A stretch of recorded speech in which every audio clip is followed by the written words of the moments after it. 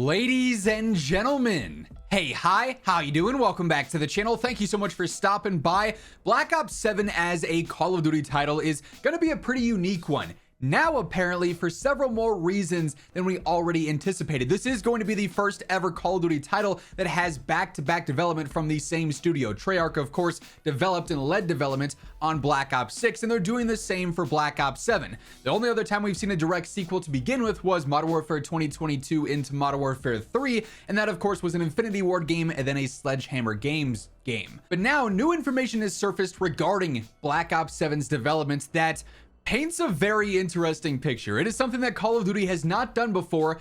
It certainly opens the door for a lot of potential. It also opens the door for, if the game is not launched in a very, very well off, very polished state, it opens the door for a whole lot of criticism. So this initial information stems from a interaction over on Twitter via Reality UK and Charles Intelligence, aka Charlie Intel. Reality UK, known leaker and data miner. Reality ended up quote tweeting Charlie Intel's original tweet revealing the Black Ops 7 trailer when that was first debuted at the Summer Games Fest Xbox Game Showcase, saying, "I wonder if more time was spent on Black Ops 7 development than Black Ops 6. Now, you may recall, Black Ops 6, when it launched, was the most developed Call of Duty title to date. It had a 4-year development cycle, and this was a first for COD. Previously, we were in a 3-year development cycle rotating between Infinity Ward, Treyarch, and Sledgehammer. Prior to Sledgehammer entering the mix with Advanced Warfare, we were on a 2-year development cycle going back and forth between Infinity Ward and Treyarch during the golden days, you know, with MW2, Black Ops, MW3, Black Ops 2, so on and so forth. But the 3-year dev time was pretty standard. Black Ops 6 changed that up big time with a 4-year dev cycle. And that, of course, brought with it a ton of expectations, a lot of which were not met post-launch. Maybe the first month or so, things were looking good. And of course, the season started, season 1 dropped, and that's where things really took a turn for the worse for the year. But BO6 was heavily developed, the most developed COD to date. But Black Ops 7 being a title that is also developed by Treyarch within the same time frame as they're working on BO6, Call of Duty now claiming that the plan from the get-go was to do BO6 and then BO7. How much was split between the two games? Were they only working on BO6 for the first 2 years and then BO7 after that? What are they doing now post-launch? Is that maybe why things have taken such a weird turn after season 1? BO6 support kind of got, downgraded some in favor of Black Ops 7 getting a lot of its, finishing touches over the next few months, right? So what was the situation there?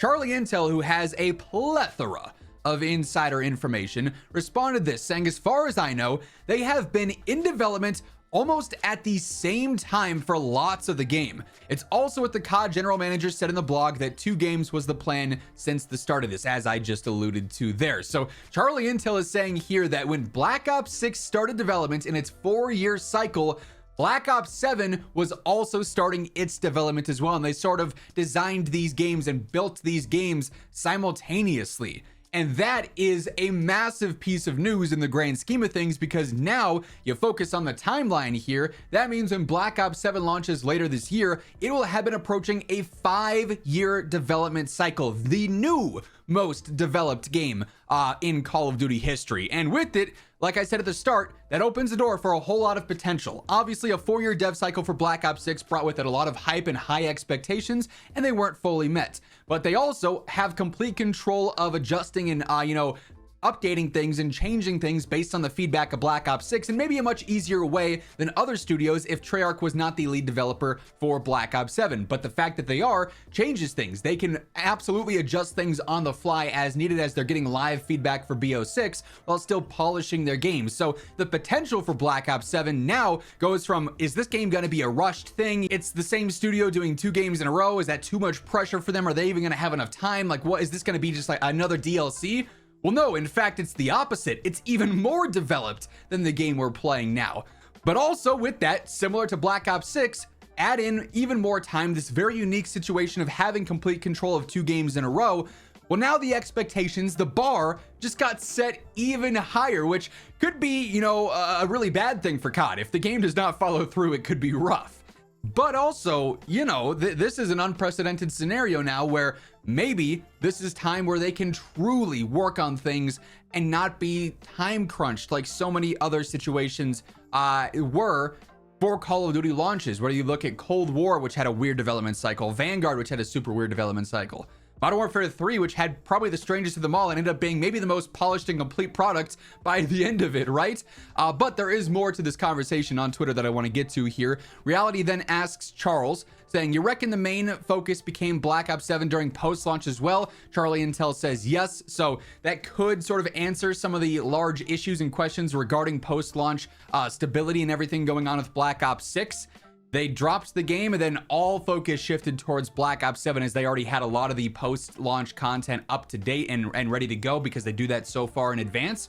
And then you end up with a situation where the game is broken, the game is buggy, and they've now got to stop focus on Black Ops 7, go back and start fixing things on the fly, which just leads to a messy situation, right? So really interesting details there from Charlie Intel. Reality UK then sort of follows up and says, so Black Ops 6 had roughly 4 years of dev time pre-release, and Black Ops 7 currently has about 4.5. As I said, as we get closer to launch, it's going to be coming up on 5 years of development time, which is crazy to think about. Never done before in Call of Duty, and it could be really, really good for the game. It could also backfire tremendously, and if it does, that's going to be tough to live down for a long time for Call of Duty. If you have that much time to develop the game and it launches with the same issues, the same bugs, the same problems that games developed in 16 months or 2 years have also launched with, in this iteration of Call of Duty in the past few years, post MW 2019, I guess you could say, right? So it is a very different situation compared to what we're usually talking about. And I think a massive surprise as well. Like I said, a lot of the assumption with Black Ops 7 was that this is going to feel sort of like the MW3 situation where it's like, is this just a DLC for Black Ops 6?